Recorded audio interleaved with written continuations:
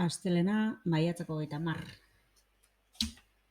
Gaurko egunez, 1977ko maiatzaren 30ean, Francisco Javier Núñez matematika irakaslea hil zen Basurtuko ospitalean.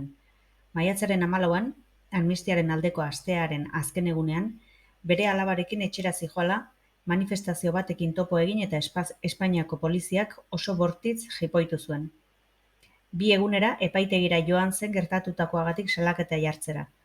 Norbaitek jipoiaren arduradunei abisatu zien ordea, eta furgoneta batekin bertara agertu ziren kalez jantzita, baina armatuta.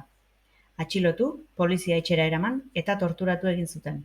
Eskuak lotu eta ahoan inbutua jarrita, litro bat koinak eta beste litro bat errizino olio edanaraziz. Etxe ondoan utzi zuten botata hilzorian. Handik egun gutxira hiltzen. Komisario nagusiak dena ukatu zuen eta aspaldiko zirrosi batek hil zuela esan zuen. Ez dute inoiz inor zigortu krimen honengatik.